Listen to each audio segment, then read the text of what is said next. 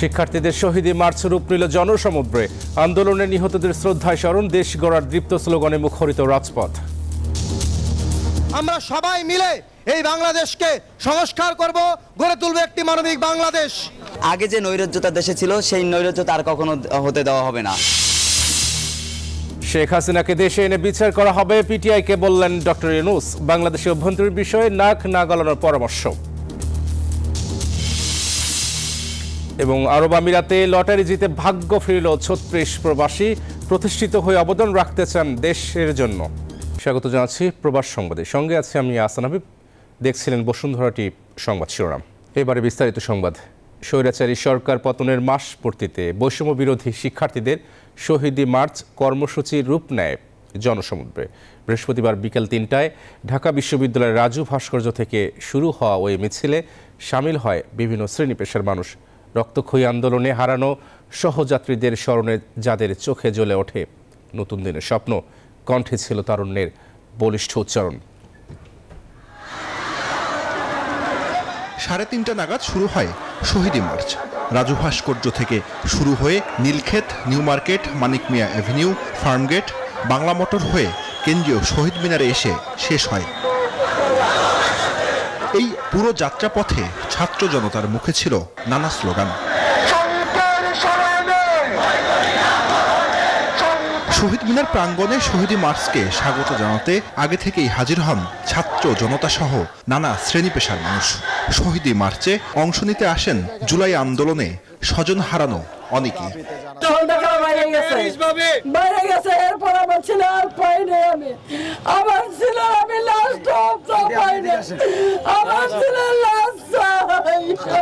এ সময় অশ্রুসিক্ত চোখে সন্তান হত্যার বিচার দাবি করেন তারা।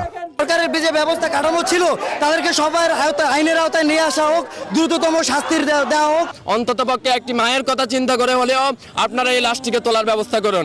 শহীদী মার্চে অংশ নিতে আসা অনেকেই আশা করেন রাষ্ট্র সংস্কারের যে দাবি উঠেছে তা যেন সঠিকভাবে বাস্তবায়ন করা হয়। আন্দোলনে বের হয়েছি, বাসায় ফিরে যেতে পারবো কিনা জানি না। এখন আমাদের মাত্র শুরু হলো, আরো অনেক দূর পথ যাওয়া।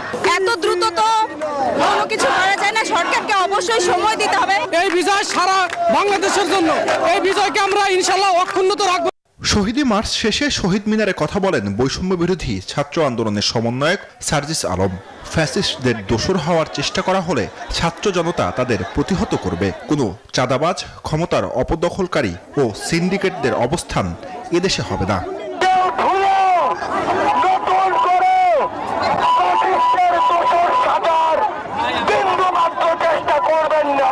কোটা আন্দোলনের জের ধরে জুলাই মাসে শুরু হওয়া ছাত্র আন্দোলন অল্প সময়ের মধ্যেই রূপ নেয় গণ অভ্যুত্থানে, যার সমাপ্তি ঘটে ৫ আগস্ট শেখ হাসিনা সরকারের পতনের মধ্য দিয়ে।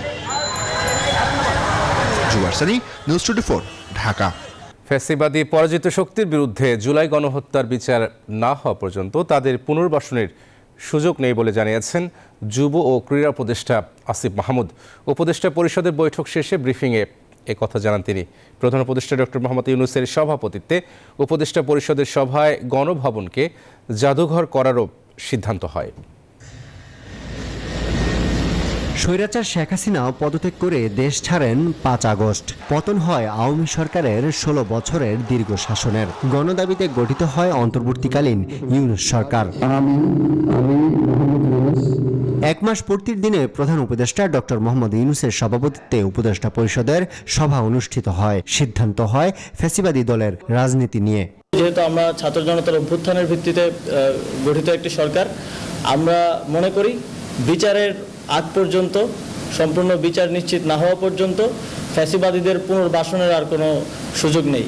আসিফ মাহমুদ সংবাদ সম্মেলনে জানান, গণভবন গণমানুষের না হওয়ায় গণভবনকে জুলাই গণ অভ্যুত্থান স্মৃতি জাদুঘর হিসেবে গড়ে তোলার সিদ্ধান্ত নেওয়া হয়েছে। গণভবনকে যেহেতু এদেশের মানুষ, ছাত্র জনতা একটা অভ্যুত্থানের মাধ্যমে জয় করেছে, এটিকে জনগণের জন্য উন্মুক্ত করে দেওয়া হবে এবং এই জুলাই গণ অভ্যুত্থানের স্মৃতিকে, শহীদদের স্মৃতি এবং বিগত ফ্যাসিবাদী সরকারের আমলে যত অন্যায় অবিচার হয়েছে সবকিছুর স্মৃতি সংরক্ষণ করার জন্য গণভবনকে জুলাই গণ অভ্যুত্থান স্মৃতি জাদুঘর হিসেবে প্রতিষ্ঠা করা হবে। জানান শ্রমিকদের দাবি পূরণ করতে রিভিউ কমিটি গঠন করা হয়েছে। এছাড়া জুলাই গণহত্যায় শহীদদের তালিকা তৈরি করে দ্রুত তাদের পরিবারের সাথে সভা করা হবে। আরিফুল ইসলাম, নিউজ 24, ঢাকা। জুলাই বিপ্লবের শহীদ এবং আহতদের তালিকা হয়েছে কথা জানিয়ে অন্তর্বর্তী সরকারের প্রধান উপদেষ্টা ডক্টর মোহাম্মদ ইউনূস বলেছেন, তাদের অবদান জাতি কোনোদিন ভুলবে না। ছাত্র জনতার গণ অভ্যুত্থানের 1 মাস পূর্তিতে দেয়া বার্তায় একথা বলেন তিনি। গণ অভ্যুত্থানের সকল শহীদদের পরিবারের সঙ্গে কয়েকদিনের মধ্যেই তিনি সাক্ষাৎ করবেন জানিয়ে ডক্টর ইউনূস বলেন, জুলাই আগস্টের প্রতিটি হত্যাকাণ্ডের বিচার হবে। প্রধান উপদেষ্টা জানান, স্বাধীন ও নিরপেক্ষ তদন্তের জন্য জাতিসংঘের মানবাধিকার দপ্তর কাজ শুরু করেছে। ডক্টর ইউনূস বলেন, একটি দুর্নীতিগ্রস্ত এবং ভঙ্গুর অর্থনীতির দেশ রেখে পূর্ববর্তী সরকারের প্রধানমন্ত্রী দেশ ছেড়ে পালিয়েছে। তাই দেশকে পূর্ণ গৌরবে প্রতিষ্ঠিত করবে অন্তর্বর্তী সরকার। স্কুল, কলেজ, বিশ্ববিদ্যালয় খুলে দেওয়া হয়েছে জানিয়ে বিশেষ বার্তায় ডক্টর ইউনূস আরও বলেন, শিক্ষার্থীদের ক্লাসরুমে ফিরে যেতে হবে, কারণ বিপ্লবের সুফল ঘরে তুলতে দরকার শিক্ষিত এবং দক্ষ জনশক্তি।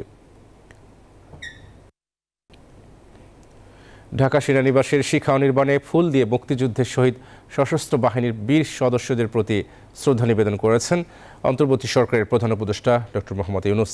বৃহস্পতিবার সকাল 11:30টায় ঢাকা সেনানিবাসে পৌঁছালে প্রধান উপদেষ্টাকে স্বাগত জানান 3 বাহিনীর প্রধান। এরপর তিনি শ্রদ্ধা নিবেদন করেন শিখা নির্মাণে। সেখানে কিছুক্ষণ নীরবে দাঁড়িয়ে থাকেন প্রধান উপদেষ্টা। 3 বাহিনীর একটি চৌকস দল সরকার প্রধানকে গার্ড অফ অনার দেয়। বিউগলে বাজানো হয় করুণ সুর। শ্রদ্ধা নিবেদনের পর শিখা নির্মাণ চত্বরে রাখা পরিদর্শন বইয়ে সই করেন প্রধান উপদেষ্টা ডক্টর মোহাম্মদ ইউনূস।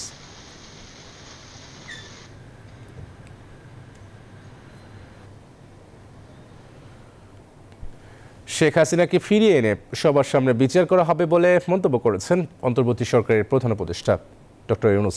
তবে ভারতে থাকতে চাইলে বাংলাদেশের অভ্যন্তরীণ বিষয়ে কথা না বলে চুপ থাকতে হবে।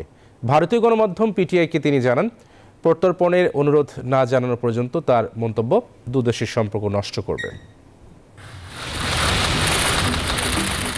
দীর্ঘদিনের মিত্র শেখ হাসিনাকে নিয়ে উভয় সংকটে ভারত সরকার।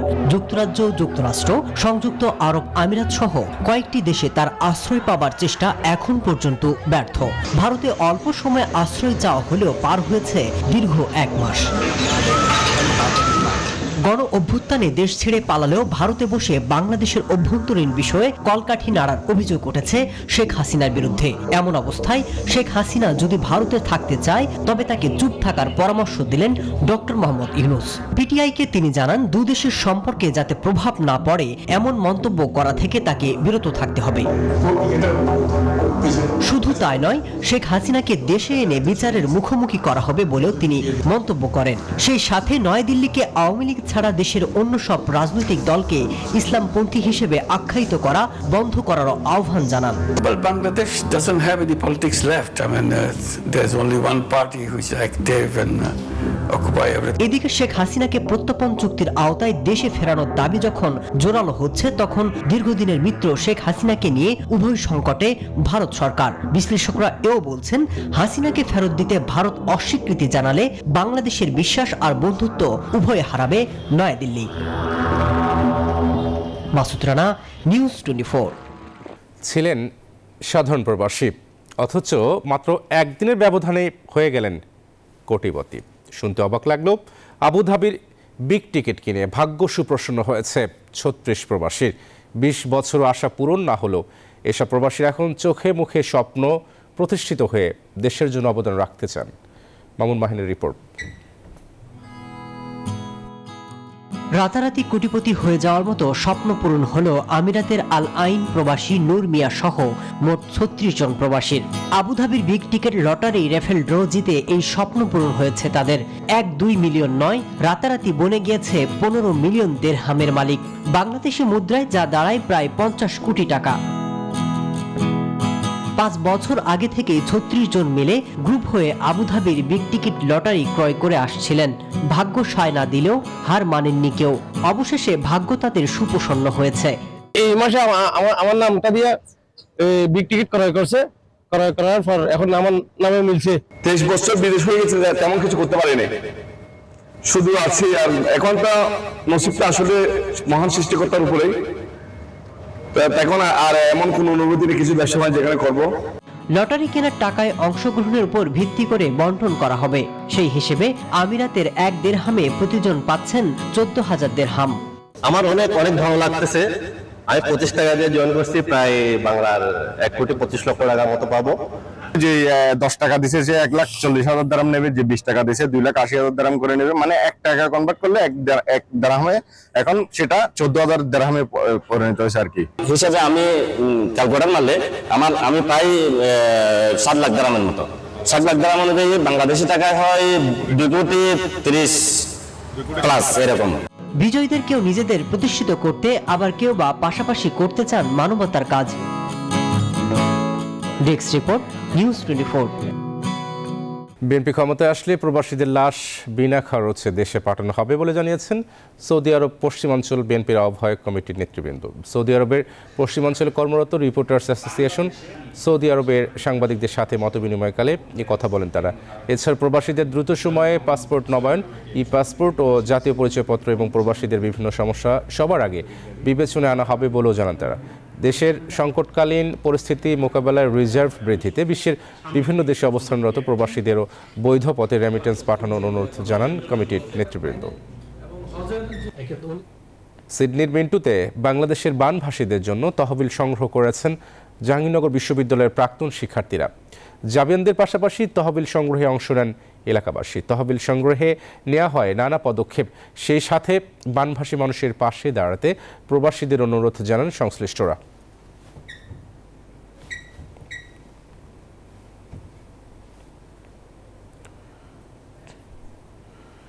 প্রবাস সংবাদে নিচ্ছে বিরতি, সাথে থাকুন। স্বাগত একবার প্রবাস সংবাদে। মিথ্যা মামলা ও সাক্ষীর মাধ্যমে জামায়াতের নেতাদের ফাঁসির মাধ্যমে হত্যা করেছে আওয়ামী লীগ। জেল জুলুমের মাধ্যমে নিষ্ঠুর আচরণ করা হয়েছে জামায়াতের নেতা কর্মীদের উপর। শাপলা চত্বরেও নৃশংসতা চালিয়েছে তারা। এসব ঘটনায় মামলা হবে এবং সাজাও পেতে হবে তাদের, এমনটি জানিয়েছেন জামায়াতের আমির ডাক্তার শফিকুর রহমান। দুঃশাসনের 15.5 বছর আমাদেরকে রাস্তায় নামতে দেওয়া হয়নি। নতুন কালচার চালু করেছিল, তাদের অনুমতি নিয়ে তাদের বিরুদ্ধে মিছিল করতে হবে। হাস্যস্কর ব্যাপার। আমরা ওইটার তোয়াক্কা করি নাই প্রথম দিকে। আমরা আমাদের সামর্থ্য অনুযায়ী সকল অন্যায়েরই প্রতিবাদ করার চেষ্টা করেছি। এর মধ্যে তিনটা অগ্রহণযোগ্য একেবারেই বাজে 3টা নির্বাচন তারা চলে বলে কৌশলে অনুষ্ঠান করে নিয়েছিল। অবশেষে বিদায় নিল বহু বিতর্কের জন্ম দেয়া আউয়াল কমিশন। বৃহস্পতিবার দুপুর 12টায় সংবাদ সম্মেলনে সাংবাদিকদের সামনে পদত্যাগপত্রে সই করেন প্রধান নির্বাচন কমিশনার কাজী হাবিবুল আউয়াল। সংবিধান অনুযায়ী 5 বছরের জন্য দায়িত্বে থাকলেও মাত্র 2.5 বছরে বিদায় নিল এই কমিশন। বিদায় বেলায় সংস্কারের নানা সুপারিশ তুলে ধরে বলেন, নিরপেক্ষ সরকারের অধীনে নির্বাচন জরুরি। 5 আগস্টের পরিবর্তিত প্রেক্ষাপটের ঠিক 1 মাস পূর্ণ হওয়ার দিনেই জরুরি সংবাদ সম্মেলনে আসেন কাজী হাবিবুল আউয়ালের নেতৃত্বাধীন নির্বাচন কমিশন। শুরুতেই প্রধান নির্বাচন কমিশনার জানান, দেশের পরিবর্তিত পরিস্থিতিতে তিনি সহ তার কমিশনের সদস্যরা পদত্যাগ করার মনস্থির করেছেন। রাষ্ট্রপতির কাছে দেওয়ার জন্য পদত্যাগপত্রগুলো ইসি সচিবালয়ের সচিবের কাছে তারা জমা দিয়েছেন। আমি সহ মাননীয় কমিশনারগণ দেশের পরিবর্তিত বিরাজিত অবস্থায় পদত্যাগ করতে মনস্থির করেছি। আমরা অদ্যই পদত্যাগপত্র মহামান্য রাষ্ট্রপতির সমীপে উপস্থাপনের নিমিত্ত কমিশনের সচিব মহোদয়ের হাতে দেব। সাংবাদিকদের কোনো প্রশ্নের উত্তর না দিলেও লিখিত বক্তব্যে কাজী হাবিবুল আউয়াল 1973 সালের নির্বাচন থেকে শুরু করে 2024 সালের 7 জানুয়ারির নির্বাচন পর্যন্ত সবকটি নির্বাচনের বিভিন্ন দিক তুলে ধরেন। নির্বাচন সেই অর্থে অন্তর্ভুক্তিমূলক হয়। ভেঙে দেওয়া সংসদের 299টি আসনে নির্বাচন প্রার্থীদের মধ্যে ব্যক্তিকেন্দ্রিক প্রতিযোগিতার মাধ্যমে হয়েছে, দলের মধ্যে নয়। বর্তমান সরকারের অধীনে সামনে জাতীয় নির্বাচন সহ অন্যান্য নির্বাচন নিয়েও তুলে ধরেন বেশ কিছু প্রস্তাবনা। প্রতিটি সাধারণ নির্বাচন নির্দলীয় তত্ত্বাবধায়ক সরকারের অধীনে অনুষ্ঠিত হলে উদ্দেশ্য অর্জন আরও সুনিশ্চিত হতে পারে। সেই সাথে নির্বাচন 4 বা 8টি পর্বে, প্রতিটি পর্বের মাঝে 3 থেকে 5 দিনের বিরতি রেখে অনুষ্ঠান করা ব্যবস্থাপনার দিক থেকে সহজ ও সহায়ক হতে পারে। ব্রিফিং চলাকালে নির্বাচন ভবনের বাইরে একদল লোক বিক্ষোভ দেখান। তারা হাবিবুল আওয়ালের নেতৃত্বাধীন নির্বাচন কমিশনের বিরুদ্ধে নানা অভিযোগ তুলে স্লোগান দেন। শাফিয়া রাস্তা, নিউজ 24, ঢাকা। সালমান এফ রহমানের মালিকানাধীন বেক্সিমকো গ্রুপের সব প্রতিষ্ঠান দেখভালে কেন তত্ত্বাবধায়ক নিয়োগ দেওয়া হবে না তা জানতে চেয়ে রুল জারি করেছে হাইকোর্ট। বৃহস্পতিবার এক রিটের শুনানি নিয়ে বিচারপতি AK মাসুদুজ্জামান ও বিচারপতি মোহাম্মদ মাহবুবুল ইসলামের হাইকোর্ট বেঞ্চ এই আদেশ দেন। এদিকে জাতীয় সংসদের সাবেক স্পিকার শিরিন শারমিন চৌধুরী সহ তার পরিবারের ব্যাংক হিসাবের তথ্য চেয়েছে BFIU। সাবেক প্রধানমন্ত্রী শেখ হাসিনা সরকারের ক্ষমতার মসনদের অন্যতম সুবিধাভোগী সালমান এফ রহমান দেশের শেয়ার বাজার কেলেঙ্কারি, শেখ হাসিনা পরিবারের অর্থ আত্মসাতের অন্যতম কারিগর তিনি। এমনকি দেশের ব্যবসায়ীদের জিম্মি করে সরকারের ইচ্ছামতো চাঁদা আদায়েরও অভিযোগ তার বিরুদ্ধে। হাসিনা সরকারের পতনের পর নৌপথে পালাতে গিয়ে গ্রেপ্তার হওয়া সালমান এফ রহমানের জিজ্ঞাসাবাদে বেরিয়ে আসে এসব তথ্য। এসব বিষয় তুলে ধরে তার সকল ব্যবসা প্রতিষ্ঠানে তত্ত্বাবধায়ক নিয়োগ ও পাচার করা অর্থের তথ্য প্রকাশের নির্দেশনা চেয়ে হাইকোর্টে রিট করেন এক আইনজীবী। রিটের শুনানি নিয়ে রুল জারি করেন হাইকোর্ট। বেক্সিমকো গ্রুপ এবং সালমান এফ রহমানের মালিকানাধীন প্রতিষ্ঠানের যে লোনগুলি আছে সেই ব্যাপারে বাংলাদেশ ব্যাংক কেন তথ্য প্রদান করবেন না এবং একই সাথে বাংলাদেশ ব্যাংক রিসিভার অ্যাপয়েন্টমেন্ট করবেন না বেক্সিমকো গ্রুপের সম্পদ রক্ষণাবেক্ষণের জন্য। বেক্সিমকো গ্রুপের যে অর্থ পাচার হয়েছে কিনা সেই ব্যাপারে একটি রিপোর্ট প্রদান করবেন না, এই 3 মর্মে রুল ইস্যু করা হয়েছে। এদিকে সদ্য পদত্যাগ করা সাবেক স্পিকার শিরিন শারমিন চৌধুরী তার স্বামী সন্তান সহ 5 জনের ব্যাংক হিসাবের তথ্য চেয়েছে কেন্দ্রীয় ব্যাংকের আর্থিক গোয়েন্দা সংস্থা। এ সংক্রান্ত চিঠি দেশের বিভিন্ন ব্যাংক ও আর্থিক প্রতিষ্ঠানের কাছে পাঠিয়েছে Bangladesh financial intelligence unit. Habibul Islam Habib, news 24, Dhaka. তারল্য সংকটকে ইসলামী ব্যাংকের বড় সমস্যা হিসেবে চিহ্নিত করেছে ব্যাংকটির নতুন পর্ষদ। এ কারণে গ্রাহকদের অর্থ উত্তোলন সীমিত করা হয়েছে। গভর্নরের সাথে সাক্ষাৎ শেষে ইসলামী ব্যাংক চেয়ারম্যান জানান, ব্যাংকটির ঘুরে দাঁড়াতে সব রকম সহায়তার আশ্বাস দিয়েছে কেন্দ্রীয় ব্যাংক। তিনি জানান, ইসলামী ব্যাংকের অর্ধেক ঋণই গেছে এস আলমের পকেটে। দখলের পর ইসলামী ব্যাংক থেকে ঋণের নামে ব্যাপক লুটপাট চালায় এস আলম গ্রুপ। অন্তর্বর্তীকালীন সরকার গঠনের পর ব্যাংকটি পুনর্গঠন করে বাংলাদেশ ব্যাংক। নিয়োগ দেয়া হয় নতুন পর্ষদ। বৃহস্পতিবার গভর্নরের সাথে বৈঠক শেষে ইসলামী ব্যাংকের চেয়ারম্যান জানালেন, ব্যাংকটির বিতরণ করা মোট ঋণের অর্ধেকই নিয়েছে এস আলম। ইতিমধ্যে জামানতের বাইরে থাকা শিল্পগোষ্ঠীটির অন্য সম্পদের তথ্য জানতে চিঠি দেওয়া হয়েছে আইন মন্ত্রণালয়ে। কিছু জিনিস বাইরে নিয়ে গেছে, এটা আমাদের নিয়ন্ত্রণ নাই, কিন্তু দেশে যে কাজটা করেছে, মানি মুভমেন্টে অ্যাসেট প্রকিউর করছে, নামে করেছে বেনামে করেছে, তার নামটা তো আমি রেজিস্টার্ড আছি, ইজিলি পেয়ে যাচ্ছি, কিন্তু ওটা পাওয়ার জন্য যদি আমি লোক নিয়োগ করতাম অনেক সময় লাগতো। আমরা স্ট্রেট একদম কেন্দ্রে আঘাত করছি। আমরা ল মিনিস্ট্রিতে চিঠি লিখেছি, উনি আইজিআরকে লিখবেন, আমরা দ্রুত চিঠিটা পেয়ে যাচ্ছি। গেল কয়েক বছরের অনিয়ম খতিয়ে দেখতে 3 অডিট ফার্ম নিয়োগ দেওয়ার কথাও জানান চেয়ারম্যান। যেন 3টা ফার্মকে দিয়ে ইনভেস্টমেন্ট দেখবে একটা ফার্ম, ট্রেজারি এবং ফিনান্স দেখবে একটা ফার্ম, HR আমরা জানি HR-এর কিছু প্রবলেম হয়েছে, HR এবং আপনি প্রকিউরমেন্ট নিয়েও আরেকটা ফার্মকে দিয়েছি যাতে দ্রুত হয়, এই জন্য 3টা ফার্মকে আমরা দায়িত্ব দিয়েছি। ধীরে ধীরে তারল্য সংকট কমে আসছে বলে দাবি চেয়ারম্যানের। এটা যেহেতু এখানে ফান্ড ডাইভার্ট হয়ে ওয়ালিদ সাকিব, নিউজ 24, ঢাকা। প্রবাস সংবাদে নিচ্ছে আরো একটা বিরতি, সাথে থাকুন। স্বাগত একবার প্রবাস সংবাদে। এবার আন্তর্জাতিক সংবাদ। আসছে নভেম্বরের মার্কিন প্রেসিডেন্ট নির্বাচনে রাশিয়া ব্যাপকভাবে হস্তক্ষেপের চেষ্টা করছে বলে অভিযোগ তুলেছে যুক্তরাষ্ট্র। ভুল তথ্য ছড়িয়ে আসন্ন নির্বাচনের ভোটারদেরকে প্রভাবিত করা হচ্ছে বলে দাবি করেছে দেশটি। এরই মধ্যে রুশ গণমাধ্যম RTর বিরুদ্ধে আইনি পদক্ষেপ নেওয়ার কথা জানিয়েছে মার্কিন বিচার বিভাগ। মার্কিন অ্যাটর্নি জেনারেল মেরিক গারল্যান্ড বলেছেন, মস্কোয় ভুয়া তথ্য প্রচার ঘিরে ফৌজদারি মামলা, ইন্টারনেট ডোমেইন আটক এবং নিষেধাজ্ঞা ঘোষণা করা হয়েছে।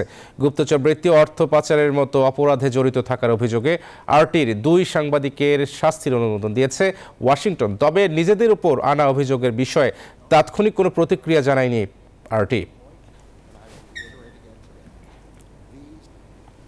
চলতি মাসে ভারত সিরিজেও বাংলাদেশের হেড কোচের দায়িত্বে থাকছেন চান্ডিকা হাথুরু সিংহে। এদিকে মুশফিকুর রহিমের পরামর্শ অনুযায়ী পাকিস্তান সিরিজের বেশ আগেই ক্যাম্প শুরু হওয়ায় দল রেজাল্ট পেয়েছে বলে জানান বিসিবির pace bowling coach Tareq Aziz. 7 দিন আর 7 দিন 14 দিন পরে একটা ডিসিশন হতে পারে। বিসিবি সভাপতির কথা অনুযায়ী পাকিস্তান সিরিজের পর হেড কোচ চান্ডিকা হাথুরু সিংয়ের চাকরি হারানোর বিষয়টি ছিল ওপেন সিক্রেট, কিন্তু পাকিস্তান সফরে ঐতিহাসিক সিরিজ জয়ের পর সেখান থেকে সরে এসেছে বিসিবি। 3 ফরম্যাটের অধিনায়ক নাজমুল শান্ত আস্থা পাচ্ছেন হাথুরুতে। যদিও বাংলাদেশে ফিরেই অস্ট্রেলিয়ায় গেছেন টাইগার কোচ। আগামী 12 সেপ্টেম্বর ঢাকায় যোগ দেবেন দলের সঙ্গে, দেখা করবেন বিসিবি প্রেসিডেন্টের সঙ্গেও। কোচিং স্টাফ যারা ছিল অনেক কষ্ট করেছেন, প্রপার পরিকল্পনা আমাদেরকে দিয়েছেন। বিসিবির পেস বোলিং কোচ তারেক আজিজের মতে হাথুরুর গেম প্ল্যান অন্যদের থেকে আলাদা। সেখানেই দেশিদের চেয়ে বেশ এগিয়ে টাইগারদের মাস্টারমাইন্ড হাথুরু। হাথুরা যে প্ল্যানিং করে, তার প্ল্যানিং ওয়াজ সো গুড। আপনি তার শত্রুকেও জিজ্ঞেস করলে বলবে যে তার planning was so good. But আমাদের যদি কোনো কোচ তার সাথে থেকে এই প্ল্যানিংটা জানতে পারতো, তাহলে ইন দ্য ফিউচার রানে যদি হাথুরা নাও থাকে, তাহলে আমরা ওই জিনিসগুলোকে আমরা অ্যাপ্লাই করতে পারতাম। পাকিস্তান সিরিজের আগে মুশফিকের পরামর্শেই শুরু হয় বাংলা টাইগার্সের ক্যাম্প। ফলাফল পেতে সেটি বেশ কাজে এসেছে বলেও অভিমত তারেকের। যে ধরনের মানসিকতা নিয়ে আমরা ক্রিকেটটা খেলি, যেটা অনেক সময় আপনারাই বলেন যে আসলে আমরা আসলে নিবেদনের যে জায়গাটা নিয়ে অনেক সময় কোশ্চেন মার্ক আসে, তো সেই জায়গাগুলোতে কাজ করা হচ্ছে। আগামী 15 সেপ্টেম্বর ভারতের উদ্দেশ্যে দেশ ছাড়বে বাংলার ছেলেরা। চেন্নাইয়ে সিরিজের প্রথম টেস্ট মাঠে গড়াবে আগামী 19 তারিখে। শুভদেবনাথ, নিউজ 24, ঢাকা। দর্শক, এই ছিল প্রবাসী সংবাদে। ধন্যবাদ সবাইকে সাথে থাকার জন্য।